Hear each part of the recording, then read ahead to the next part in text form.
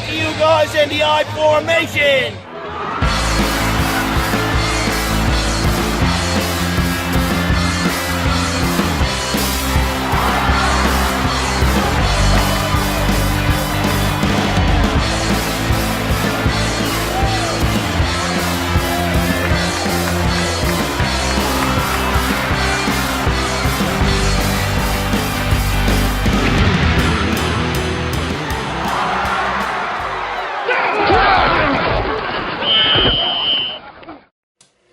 Hi, and welcome to week 4 of the I Formation. I'm Jeff Gibbons. And I'm John Moist. And that was Barry Fitzgerald you just saw there reporting live from last Sunday. Watched the game between the Seahawks and the Denver Broncos in Seattle. Got to experience the 12th man phenomenon. And hooked us up with some pretty nice swag here. Thanks, buddy. That was pretty nice of you. Full experience. He's took a few videos. He actually has some more that he's going to send along to us later and maybe be able to share for you. So that was pretty neat. And you know what? We're back, man. 11-5, both of us this week. We split down the middle on the 4 picks that we had. Just a couple of shout-outs. I mean, you got the Houston pick, and I picked up the Bears on the Monday Nighter. And of course, in between, there was a couple that I was kind of proud of. I was kind of proud of that call on the Oakland Raiders. Going into New England and keeping that close. And I think about Vince Wilfork. I mean, that's quite the interception. That was his 3rd one of the career, late in the red zone, and that was a really, really close game. But interesting, the league seems to be evening out a little bit. A lot of injuries out there, a lot of things that are changing the perception. I mean, just today, NFL.com coming out with the Cincinnati Bengals, number 1 in the power rankings. I think that's no overreaction, but they definitely have been playing phenomenal football. They're just not short of the best team in the game. But who saw that at week 3 that people will be anticipating that? I mean, we know that they're a good team, but so what we're left with 3 teams now at 3-0, and we're looking to see how. So we got Arizona and we got Philadelphia, and of course the aforementioned Cincinnati Bengals. And one of them's in a bye week this week, so we'll get to see. They'll hang on for another little while. It'll be interesting to see who hangs around the longest. Because I don't think anyone's going undefeated this year. Don't see it happening. There's a lot of... All 3 of these teams have some pretty serious games to play in the next little while, so it's going to be tough to stay in that schedule. So, stick around, folks. We're going to give you our take on this week. Well, how you doing, Jeff? We're here at CenturyLink Field, where I can only describe what's an electric and really a big buzz atmosphere here today. Everybody's geared up for the big Super Bowl rematch between the Broncos and the Seattle Seahawks. The 12th man is going to be really powerful today, especially in light of the rematch that we're going to see. We got some changes coming up on the Broncos side, as you know, with the recent suspensions being lifted for Wes Welker, which is going to be really important for Peyton, particularly in 3rd down situations. But we also are going to see the Seahawks rebound from their loss last week against San Diego. It's shaping up to be a real big game. The 12th man is here and ready to go. But in all the racket and all the excitement, we found a First Lady here somewhere. And I think she's really near me. As a matter of fact, I think I'm just about to catch her. Ma'am, can you tell me about your experience here in Seattle? Oh, it's awesome, and it's really good for the Broncos. It's going to be great. So what brings you today? What brings you to Seattle today? Peyton Manning. Peyton Manning. And he's going to win today. Is he? He is. All right. Well, we'll see. Well, Jeff, that's it for the I Formation. Sounding off. Take care. We'll check in at halftime. Hey, and welcome back to the I Formation. Now we're going to make our picks for week number 4 of the NFL season, beginning with a Thursday night battle between the New York Giants and the Washington Redskins. Interdivisional rivalry there, John. Just want to say that of the 13 games this week, we're actually pretty close on these picks. Just to say, there's only 2 that we're going to differ on this week, so we're seeing this pretty much through the same lens. And I just want to say, too, a couple of those bye teams, actually there's 2 of those undefeated bye teams, Arizona and Cincinnati, are both on the bye this week instead of just the one that I said earlier. So, so we're both liking the Washington Redskins at home against the Giants. Yeah, I don't think that's a big surprise either. I mean, a fairly close game. Yeah, I think we just watched Washington put over 500 yards of offense.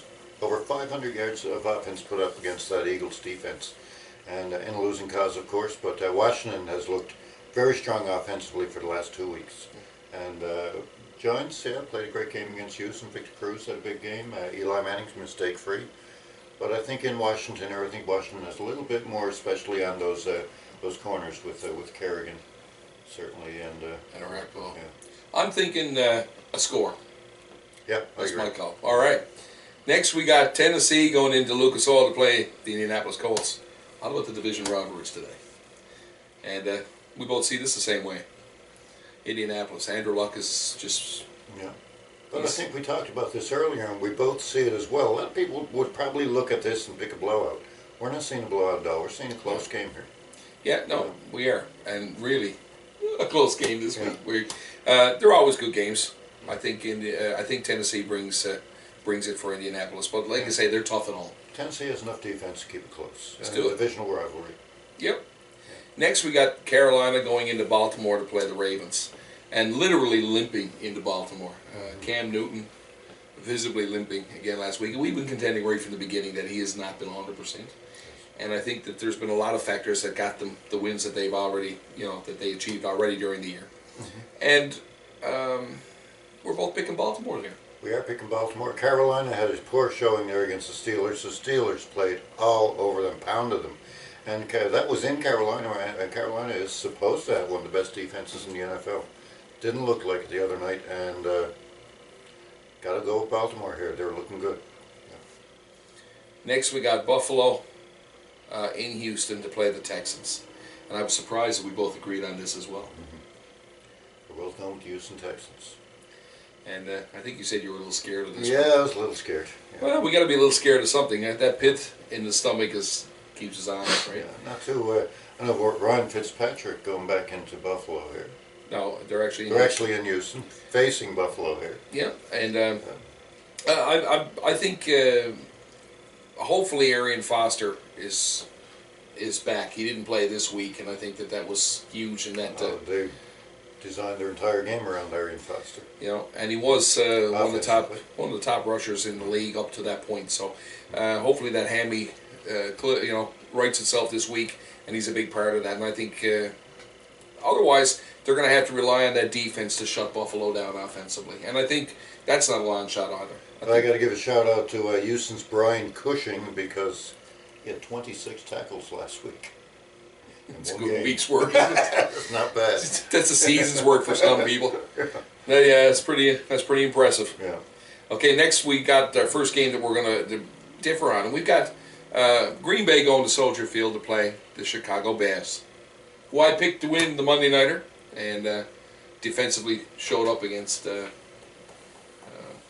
Jets. Showed up when they had to. Yep, and that's what it is. That's what defense wins games. You may give up points, but at the end of the day, can you stop the ball on the goal line? And ultimately, that's what they did. Now, I'm picking Chicago to win this game. They're at home. Green Bay has, I think they're 28th in the league for offense. Sorry. So starting off this year. Eddie Lacy has not gotten it going. And I think that defensively, the Chicago Bears have turned a corner. Even without Charles Tillman for the rest of the year, but he was on the sidelines, almost like calling the shots, baby. You look pretty good out there. And Greg Monday had a big game for them, like the pick six, So as a safety, seeing those kinds of things happen, encouraging. Almost defense by committee. They look solid right across. Yeah. So I'm thinking that they're going to hold court and at home. I don't see this a blowout either. I say probably a score here, maybe 7 points. Well, definitely everything points towards the Chicago Bears here. And Monday certainly did have a big game, but he was injured as well. I'm not sure on his status going into the next game. We're filming here on Tuesday night. Not sure what's going on with Monday. But Monday and Conte were both injured in this game. And if you get safeties out like that, then you're going to have trouble, especially with Aaron Rodgers is... gnawing at the bit here now to get something going, and I see a big game from Jordy Nelson. I see this being a very close battle. Green Bay has not lost in Soldier Field in 3 years, and I don't see him losing this one. Green Bay in a close game. It's time for him, though, and I think, you know what, if Lacey doesn't get the job done, they don't establish a run that takes the ball out of Aaron Rodgers' hand to a point. So, yeah, I think it's going to be close. I would say a score, but I'm going to go with Chicago, so we'll agree to disagree there. Next, we've got the Buccaneers coming in to play Pittsburgh, play the Steelers. And we just saw the Steelers with a very impressive win this week. Yes. And Tampa Bay has been nothing but awful. And going into Pittsburgh, and we're talking about a Pittsburgh Steelers team that went into Carolina the other night against what was supposed to be one of the top 5 defenses in the NFL the week before. Turned around, gave up 264 rushing yards to the Pittsburgh Steelers. The Steelers had over 100 yards from both Blount and Bell. Pretty balanced run there. He only gave up 42 rushing yards, so we're talking ground and pound, good old time Steelers ball here. Yeah. Love to see it. Yeah, Pittsburgh, and that's going to be Pittsburgh deep. I think that's going to be the route of the week for me. That's where I am. Next, we've got the neutral game over in London, and that's Miami and the Oakland Raiders. The limping Miami Dolphins, who got some quarterback controversy this week, making it sound like they're going to pull Tannehill. I don't really think that's the case. And actually, we're going to film now. Just saw an update on my iPad that the players have been made aware who's going to start.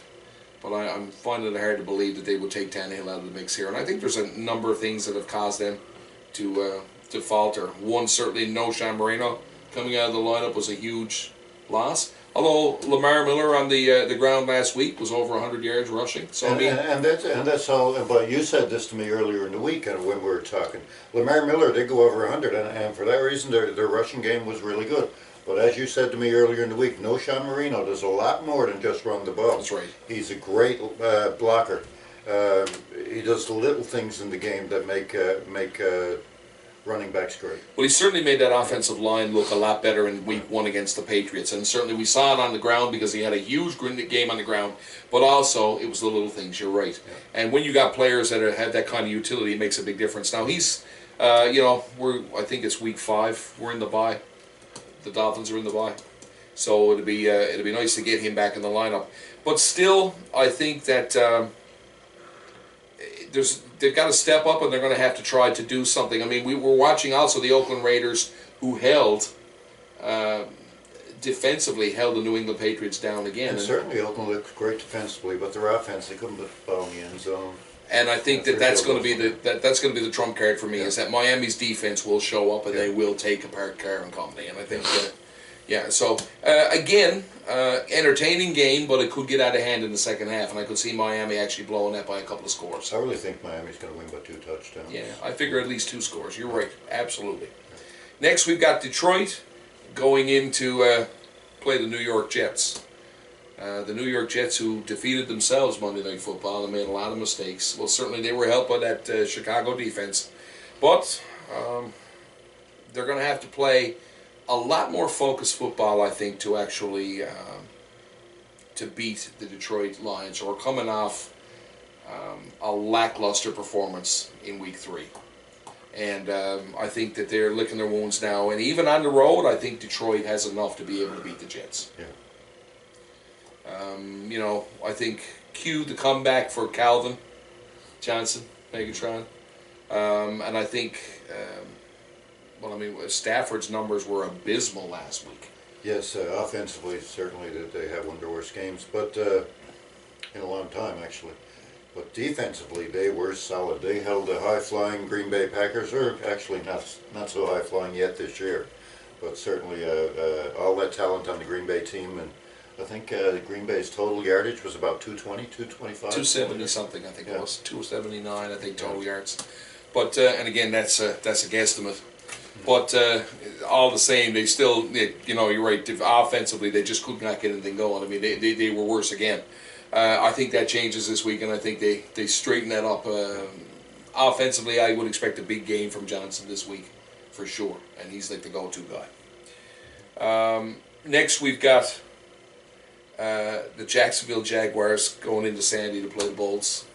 San Diego looking really good this year, and certainly last week with the win over Buffalo, and dominating in that game. And the week before that, beating Seattle in a dominating fashion as well. San Diego and Phillip Rivers, I must say, as much as I'm not a big fan of his, he has looked fantastic. And they got some receivers there that are showing up as well. Royal showed up in this game. And now the only thing that could bite us in the ass on this pick, I mean, because you go against Jacksonville no matter where you are on the board, but they have that chance to jump up and grab you once in a while. And look at the running back situation now in San Diego with Danny Woodhead going down, and broken fibula, and Ryan Matthews being taken off the field as well. So I mean, that's a huge question mark for the San Diego Chargers. I mean, you know, an established run certainly lengthens the field. San Diego, with the loss of those running backs, is probably not going to be as strong offensively. But I mean, Jacksonville's offensive line is the worst in the game. San Diego's defense should handle them. But we should mention though that Blake Bortles is thrown in this game. Yes. Yeah. Bortles. Go Jags. Like I saw some inspirational pictures, some musicians and everything out there. I know Derek Trucks is a big fan of the Jags, and I saw that they were all pretty excited about the Bortles thing this week. Bortles was said to be the most NFL-ready quarterback from the last draft class. We'll wait and see. Yeah. It's never that easy, I find, just walking in. Yeah. But that's the only question mark, because sometimes San Diego just comes up with a big effort, and if they stop them on the ground because of that lack of depth, who knows? But I'm picking Sandy to win it by a touchdown. Yeah. Okay. Next we've got the Falcons going into Minnesota to play the Vikings, and the problems just continue to happen to the Minnesota Vikings. I mean, they've lost now Kyle Rudolph, I think, for 6 weeks. Matt Castle has a broken foot. Yeah. So enter Teddy Bridgewater without Adrian Peterson. Bridgewater played respectably. He did not make a mistake. He didn't throw an interception, didn't throw a touchdown either, but he played respectable ball. It's just that we're taking a lot of things are missing from that team, and there's so much going on that it just makes it hard to believe in that team. It really does. Yeah, they don't have any depth. The loss of Kyle Rudolph was a big part of that offense as well. And Atlanta is clicking on all cylinders, aren't they? Wow, 56 points put up against the Bucs last week. Unreal. They actually pulled their starters when it was 49-0. 56-0 entering the fourth quarter. Mighty good of them, wasn't it? Wait, 49 points, but really. You're right. I mean, it just they are playing very, very well. So I don't see this one even being close. I think Atlanta's going to do something very similar to Minnesota this week at home, as they did to the Bucs last week. The next one, we got Philadelphia going into San Fran to play the 49ers. Now, this is the other one we don't agree on. And I got to tell you, I've been not feeling the love for the San Francisco 49ers right from the beginning of the season. And a lot of this has to do with holes in the defense. I mean, Navarro Bowman out. You've got Alan Smith out. And that's just, then it's the whole Colin Kaepernick thing. And I think we've seen over the last couple of games that he's really had trouble standing in there and getting the job done. A lot of credit to the teams that are playing them. But you know what? They haven't scored a touchdown in the second half. I think it's in the last 2 games. I think it was the first game of the season. That's correct. Yeah. And not a single point in the fourth quarter in the last 2 games. That's correct. So let me tell you, that's not good finish. And the $126 million man has got to step up. Now he is dealing with, yes, I realize Philadelphia's defense is suspect, but you're looking at a team that also is capable of putting a lot of points on the board. And I see this being a sling-out, shootout, that Philadelphia surprises San Francisco at home and puts them in a hole for the first time in some time. Okay, I see it differently. I do agree Philadelphia has arguably the best offense in the game so far this year. Actually, I think they are the best offense in the game so far this year. And I see a San Francisco team that still has a lot of talent on the defensive line, and I see that they are in a position where they're home against one of the best teams in the NFL, and they want to come out and say, "Hey, we're still here. Don't forget about us," So they're going to come out strong. I see Kaepernick probably bouncing back for a pretty good game here. Now, the reason that I'm looking at San Francisco here as well is I'm not sure if Philadelphia should have won that game against Washington. I mean, Washington put up over 500 yards of offense against them. They looked very good, and Philadelphia squeaked it out in the end. I think San Francisco is a better football team, and I think that San Francisco at home holds by a field goal. I just want to go into this for a couple of minutes because some interesting banter here. They've been offensively anemic in the second half of these games, and I think no matter what the defense, you look last week, they played the Arizona Cardinals, who arguably have a very good defense at home as well. But the fact remains that they're not able to get the job done. They're not able to finish, and the frustration level associated with that. I think that Philadelphia comes up with a big game against them. It's just interesting that Darren Parrow was talking about, we were having a banter about teams with good defenses this year having issues with the new rules about holding and, you know, the pass interference thing, all the things, how they were going to change that, and you couldn't grab the jerseys. And he pointed directly at the Seahawks. I remember that was his bone of contention. He's saying they're not going to be able to do that. Now, they've adjusted fairly well. But I got to tell you, the discipline that was lacked by this defensive team, the San Francisco 49ers, penalty trouble was a real issue for them in that last game against Arizona. And undisciplined penalties, too. Like, I mean, after the fact, hitting people late. And this has become a problem for them, and maybe that's a frustration thing. So, you know, that's something else that the Philadelphia Eagles may be able to capitalize on. I think it's going to be a great game to watch, but take the over, folks. I'm pretty sure we're taking the over here, and I'm saying that it's going to probably be a field goal. Okay, one last thing about the game between San Francisco and Philadelphia. My main reason for picking the San Francisco 49ers in this game is I think Jim Harbaugh is going to have a game plan ready. I'm very confident in his coaching ability. I think he'll be probably the best coach in the NFL.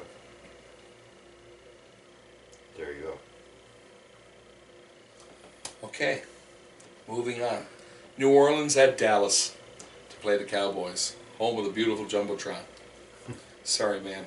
I know the 1-2 New Orleans Saints. Who knew, right? Yeah. Playoff teams at 1-2. There's a few of them. I just think that New Orleans is going to play the game they need to play in Dallas to win the game. They need that game so bad they can smell it. Dallas's real defense shows up in this game, and New Orleans scores 30-plus points. Not to mention Tony Romo shows up for real in this game too, and throws 3 interceptions. Romo had a good game there last week with that big comeback game. Yes, he did. He did. Not this week. No, that's right. It's like back in the days of Oakland's Rich Gannon. You know, 41 points this week, and 4 interception next week. Who was that? Yeah. All right. Next, we got the Monday Nighter. We got the New England Patriots going into Arrowhead to play the Chiefs in Kansas City. And you were surprised that we agreed on this one as well. And sadly, both of us are taking the New England Patriots. Get the Patriot cam. The Patriot love cam. Yeah. It's like that bookworm game. Salt. I don't know. New England is not all that in the bag of chips, but I think I said that in week 1. I said that in week 1. And Kansas City, who has played well defensively, this is a bit of an ugly one. Yeah. I just think that the Patriots need this game more than Kansas City will feel to need this game. It's going to be a tough place to go in an Arrowhead and get the win, but like you said, New England needs it, and New England probably has a little bit of a better team. So. Well, see, they're one step away from being great. Again, like you said, you've talked about this receiving core, and there's a lot of talent there, but Brady has not been on the same page with them. It's just not getting where it needs to be. The Dolphins took that, and they exploited that in week 1 when everything went right for them. Edelman had a good game. Edelman did have a good game, but, you know, we're going back to the teams where Brady stood in that pocket for 15 seconds, had 2 and 3 looks, and always had a target we could go to, especially when back in the days of Hernandez and Gronkowski, that double tight end set. You know, like, there was just so many options. And Wes Welker, I mean, the list goes on. But now, once he gets on... One's becoming a defensive team. Well, yes, and that's what Belichick touted. Yeah. They spent a lot of money and they spent a lot of draft on the defensive line and the defensive secondary. And it's starting to come together for them, but they're still not at a championship defense. And let me tell you, it's a recipe for disaster in the AFC to try to make yourself a defensive team to win a championship, because it's not the same. It's not the West Coast football that wins championships in the NFC. We'll see. They're going to have to be more offensively oriented. The run game was a kind of a nice little novelty. It was like the Wildcat defense in Miami when Brown and the boys were there. But I think Brady has the best showing that he's had all year. This is his best game to date, and I think that they step in and they humble Kansas City at home, and I think they beat it by more than 10 points. Okay. All right, so that's our picks for the week. Stick around, we're going to give you our player and team of the week. Okay, Jeff, so we're back here, and as you can see, the Seahawks are gone up 17-3 on the Broncos. Not much in the way of the running game or the passing game for Denver, but they're going to come back in the second half, I think, a little stronger. A couple injuries on the field, but we're going back to the number one lady here now that's with the 12th man. Let's go. What do you got to say? Well, you know what? It's just the score right now. The game is not over, and I think the Denver Broncos are going to have a comeback in the second half. Just got to wait and see, but I feel it. I feel it. All right, so there you go. That's our prediction here in Seattle, and we'll see you, Jeff, when we get back to you guys in the I formation. And we're back with the I formation. Now we're going to make our picks for week 4 for player of the week and team of the week. What do you like? Well, of course, I always tend to go to one of the ones that we disagree on, and this week, that's no exception. I'm going to go with the Philadelphia Eagles this week to have a big game against the San Francisco 49ers, and I'm going to pick quarterback Nick Foles to be the hero. Foles leads the NFL in yards passing right now. Nice pick. Even though San Francisco's going to beat them. All right. Well, that's a great pause there. So why don't you tell me what you're going to think this week? Well, I'm going to go with the other one we disagreed on. And I'm going to pick the Green Bay Packers. And Joey Fitzgerald, I'm going to pick your Green Bay Packers there, buddy. And we're going to go with Jordy Nelson having a big game. Okay, well, I'm glad we got that out of the way. Listen, thanks for trying to pin me with your purse last week. That was really... Not my purse, man. You're the one that was looking for it. That was the one I was looking for. That was really cute how you guys sort of worked that out in a soundbite. But you know what? No good deed goes unpunished, you know what I mean? It seems I've taken your immortal purse from season 1 away from you. I figured the only thing I could do was replace it. And I came up with the perfect thing. Excellent. Yes. As a matter of fact, there's nothing better for a fucking diva like you than a full sticky mosaic princess makeover kit complete with purse. 1,200 little sequin pieces guaranteed to keep you busy. Because when you're crying about the 2 picks that we differed on this week, you'll be able to sit down and play with your purse. I may not be on the show next. I'm going to be busy for over a week. That's wonderful. It's wonderful. It's wonderful. That's gorgeous. It's gorgeous. Now you're talking. It's fabulous. Now, that's the way we saw it this week. Come back and see us next week. See how we did. 11-5, we're back, baby. And it's only going to get better. Remember to give us a like on Facebook. Come see our Facebook page, the I Formation. Okay, keep going. Okay. I never stopped. All right. Like us on Facebook. Our Facebook page is the I Formation. You can also check out the I Formation channel, which is our YouTube channel. You can check out Twitter at the I Formation. And if you want to send us an email, it's the iformation@gmail.com. We'd love to hear from you. We encourage you to put your pics up on our page as well and spread the word. Share our page. We'd really like to see the number of likes grow. We'd like to see everybody that's always supported us along the way, and you all know who you are. We want to continue to work with you and see your pics and see all your comments and how the stuff flows through during the week. So that's everything I got to say, man. You got anything else to add? No, that's fine. But just one more shout out again to Barry. Thanks, Barry, buddy. Yeah. So we're going to put those on the wall of shame now. Make sure that we got that stuff. And enjoy the games this week, folks. And again, when you're out and about, Don't do anything stupid. Don't drink and drive. Always take a cab or get a friend to drive you, okay? And that's the way we saw it this week, so if that's it, man. We're good. See you next week, and it's good night for me. And it's good night from him. Have fun. That's a good idea.